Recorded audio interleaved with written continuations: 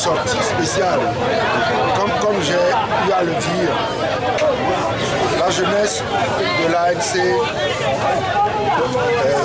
a un programme de tournée dans tous les quartiers de Lomé et ses environs pour remobiliser les populations. Et surtout, vous avez suivi les explications de M. Francis Pedro. Donc il s'agit de remobiliser. Moi, je suis là pour donner un coup de main, pour permettre à la mobilisation de prendre de l'ampleur. Mais c'est la jeunesse qui exécute un programme. Le message, c'est un message de mobilisation. Parce que quand on a écouté les explications de M. Francis Pedro,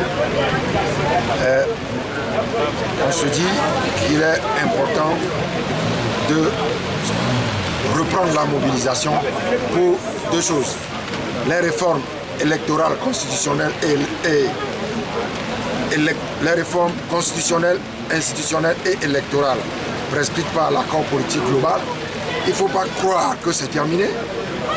Et deux, les élections locales.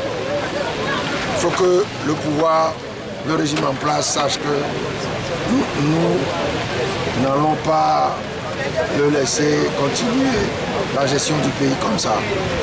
Donc les réformes doivent avoir lieu avant les élections locales. Nous considérons que les réformes doivent avoir lieu avant les élections locales. C'est ça qui permet de préparer les élections locales. Les élections locales doivent avoir lieu dans la transparence, l'équité, la sécurité, etc.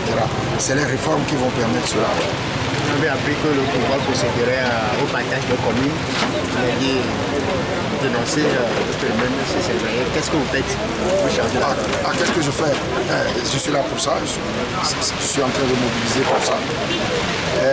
Vous avez appris que j'ai adressé une lettre au ministre de l'administration territoriale pour lui demander de me remettre des documents.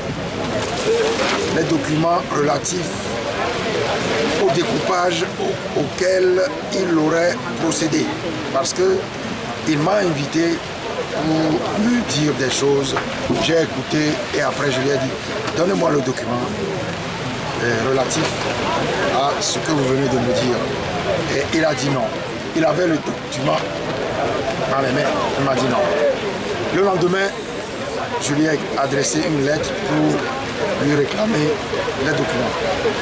Et ça fait plus de 2 semaines maintenant que je lui réclame les documents. Et je me dis que s'il ne veut pas, s'il rechigne à remettre le document, c'est que le document contient des choses inavouables et que ils veulent organiser les élections pour nous surprendre. Donc nous lui demandons de remettre les documents. Monsieur le Président, l'autre fait qui fait l'actualité, c'est l'arrestation de Randolph Alban. Vous avez même écrit une lettre au ministre de la Sécurité. Il vous a répondu seulement qu'il n'a pas le temps pour répondre à votre correspondance. Est-ce que vous êtes surpris de cette réponse? Vous savez, chacun a son éducation. Ses propos témoignent de l'éducation qu'il a reçue. Mais je ne suis pas pressé, mais je lui répondrai. Aujourd'hui, vous savez pourquoi Randolph est arrivé? Pas encore. Je n'ai pas reçu de réponse du ministre, comme je viens de vous le dire. Et donc, je ne sais pas. Et je vais continuer à discuter avec ceux qui ont entrepris des démarches. Vous savez, dans ce genre de situation, il n'est pas nécessaire de trop s'exprimer. J'ai entrepris des démarches en direction de certains qui également ont pris des contacts et ils m'en ont rendu compte. Je peux faire pas trop.